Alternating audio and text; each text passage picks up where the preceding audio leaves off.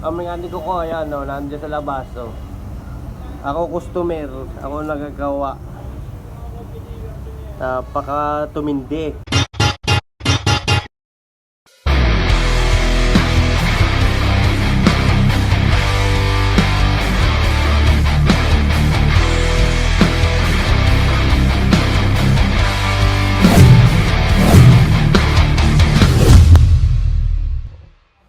Parang 10-wheeler.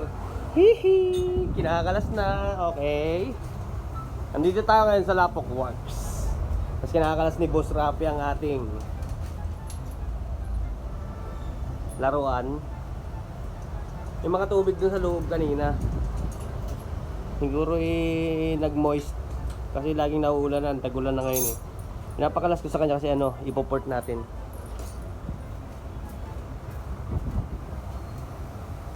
Lapok Works. Dito yan sa may ibang hilista. Yan. Hindi ba? Sa mga gusto magpagawa dyan nagawa sila dito ng mga matic na pang race bike, nalaro din sila. Ayan. Gusto nyo magpagawa na bigla kayo nasiraan sa daan dito sa may around Makati area, sa may ibang hilista, punta kayo dito sa Lapok Works.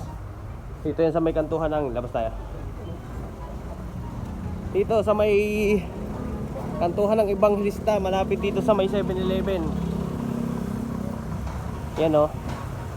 Engine overhaul, upgrade, CVT,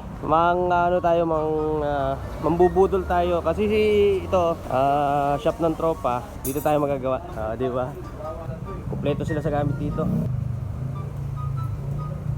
Mura lang.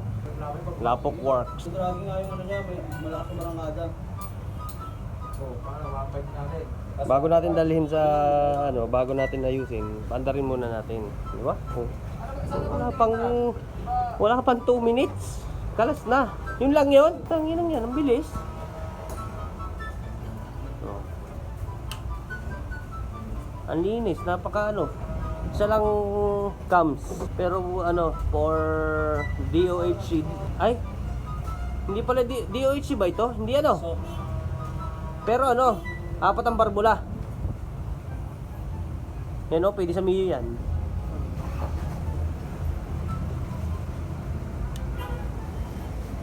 Mga gusto magpagawa dyan, punta kayo dito kay Rapi. Nang racing na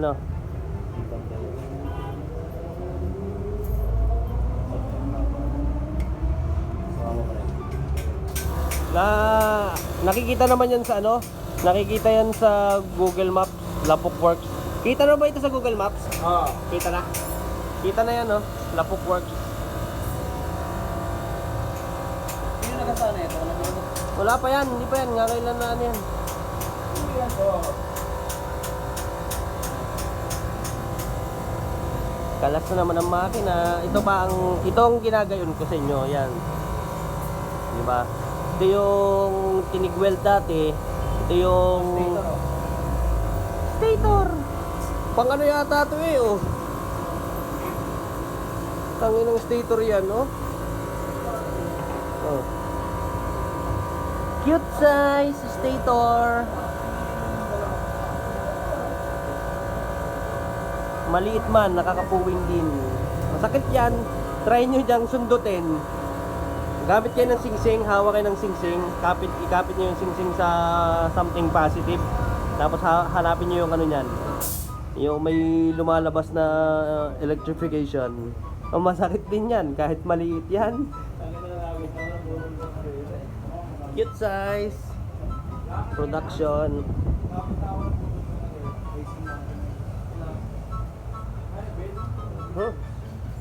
Okay, kakaunti na.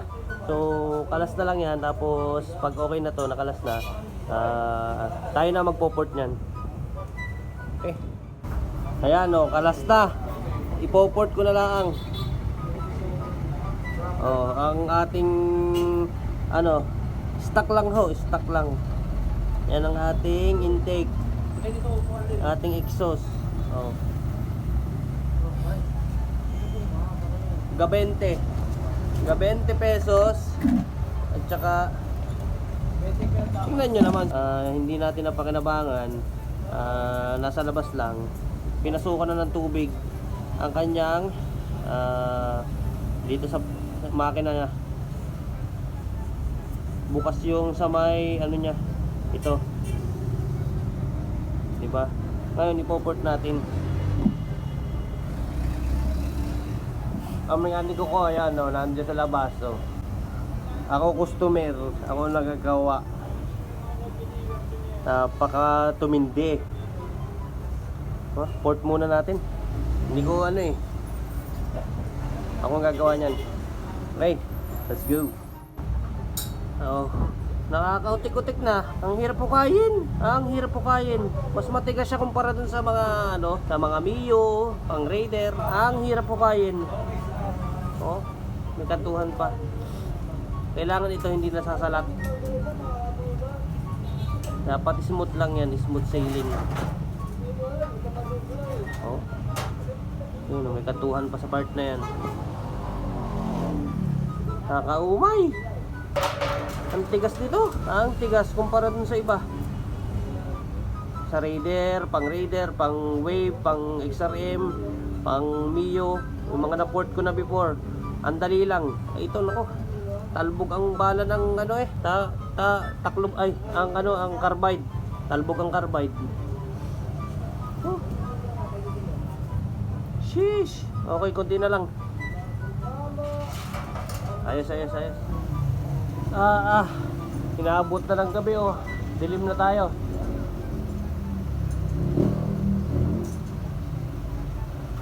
Ganyan lang, oh, polish lang na konti. Hindi kailangan nating pakalakihan kasi okay na siya. Okay na ito kasi stock din lang naman ang gagamitin natin. Hindi na natin kailangan pakalakihan. Okay, konti lang, pinalish lang natin ng konti na saktong na mahahati siya ng dalawa. Okay. So may ginagawa pa yung mekaniko natin kaya hintayin na lang natin. Kakabit na lang to. Alright. GG.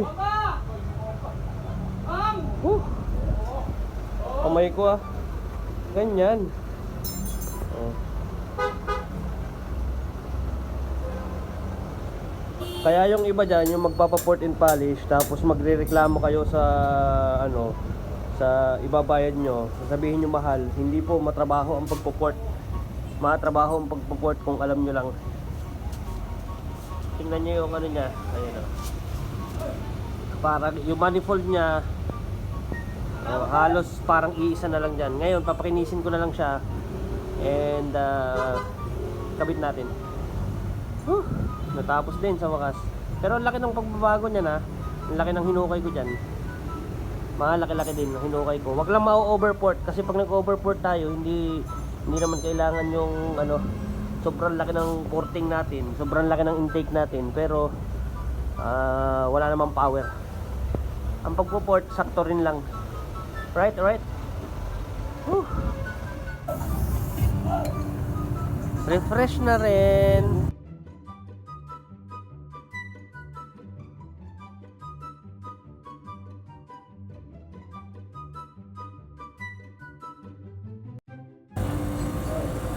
Ito yung ating barbula. Laki oh. Alay 36. Oo. Con piston, ayan oh. Maliit lang yan. Parang ng caliper mo. Susukatin natin. Sukatin natin lang eh. Kung gaano kalaki ang ating piston.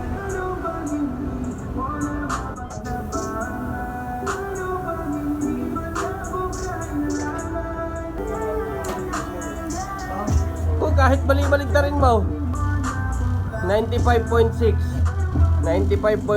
so kahit bali-balik na rin mo eh 95.6 ulit nasa buong kamay stock ka rin, stock nako makaka-copyright pa nga ako sa tugtog 96 nasundot ulit O yan.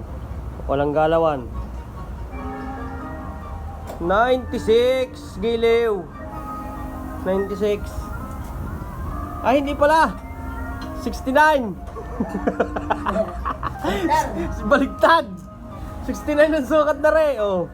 Nasa Oh. buong kamay dyan, dalawa pa. 69. Oh. Naka 68. Kaso yung malaki ng kaunti kaya 69. Oh. Stock lang ho, stock lang. Dito tayo sa labas at baka tayo makaka-copyright. Oh, nililinisan na rin ating head ni Rape Works. Oh. Ayos naman yung pagkakaport ko. Computerized pre. Pagpaport kong yan. Oh. Ano yung paglilinis oh. Ubos. Grabe ka naman gumamit yan. Yan. Tanggal pati polo. Pati collar. Okay. Kabit-kabit na lang maya-maya. Ang ating intake ay 36 mm. Ang ating exhaust ay 30 mm. Ang ating piston ay 69 mm. Kita nyo naman, sinukat natin 69. Ano na? 69 yan. Tama lang, stock lang. Ay hindi pala. Naka-bore up. Naka-bore up. Uy, pagdating dito kasi baka makaka-copyright tayo. Labas.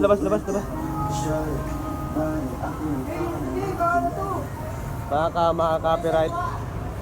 Okay, hintayin na lang natin makakabit. At kaso hindi pa yun mapapaandar at kulang-kulang pang gamit. Bukas na, bubuuin lang. Okay. Lapok Works. Ano ba ito? Lapok Works? Lapok. Kupal Works. Putang ina, kupal pala ito. Kaya ko lang nakita.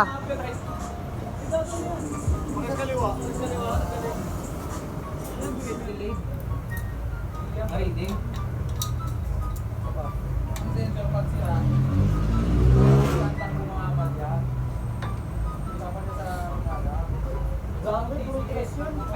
Hindi ko ma-vlog kanina at gawa na may tugtog. Makaka-copyright tayo. Okay. Baka maluwag, no? Baka maluwag? Hindi. Tagas-tagas na yung mga oil seal. Bakit yung kumuha niya? Mga tagas na Okay. Head is on. Ayan yan. ito, kaya na to. Pasabog na yan. Sabog mo na, Jewel. Sabog mo na. Hindi pa nga. Hindi pa yung pagkakatan eh. Wala pa nga eh. Mamaya, tirahin mo mukha mo. Sige, tirahin mo ka.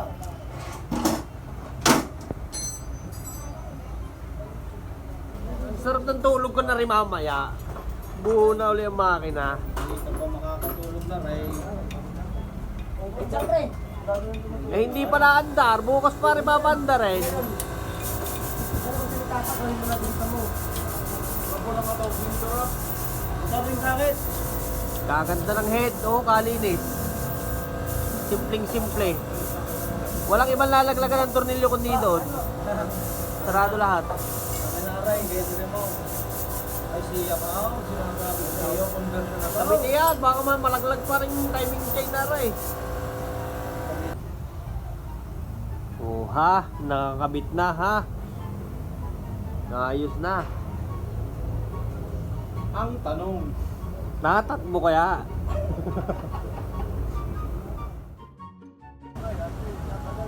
Okay, so hindi ko alam kung nakikita nyo. And okay na siya. Ayan. Nakasakay na. Naikabit na rin. Naibalik na yung mga dapat ibalik. And ayan. So sa mga gusto magpagawa dyan, punta lang kayo dito sa Lapok Works. In case na masiraan kayo dito sa may bandang Makati, sa may Evangelista, sa may katabi lang ito ng dyan sa kabila. Yan lang yung Osmeña Road. Yan. Punta lang kayo dito sa Lapok Works. Binaligtad na Kupal Works. Lapok. Andito yung mga tropa ko. Yun, yung aking singahan. May sakit kasi ang person. Nakalimutan ang aking tissue. Thank you very much. Salamat niya. Ayan o. Sa mga gusto magpagawa dyan, punta kayo dito sa Lapok Works. Dito lang yan, katabi ng Osmeña Road. Dito sa Evangelista. O, ayan o. Nag-ano sila dito, lalo na yung mga matic. Ayan. Overall, lahat na. Okay, so tawid na tayo. Boss, thank you ah. Okay, so ayan na. Dito na, nakasakay na. And I think hanggang dito na lang muna yung vlog natin. Itong Lapok Works is mga tropa natin yan na humiwalay sa mga dating shop nila at nagbuo ng kanyang sariling shop. Yan. Kasi nakikita nila na pag nagsama-sama sila is mas malaki yung potential na mas aangat yung kanilang career. Alright? So, punta na tayo and bukas ulit. Kasi pahinga na muna tayo. Anong oras na? Alas 10 na.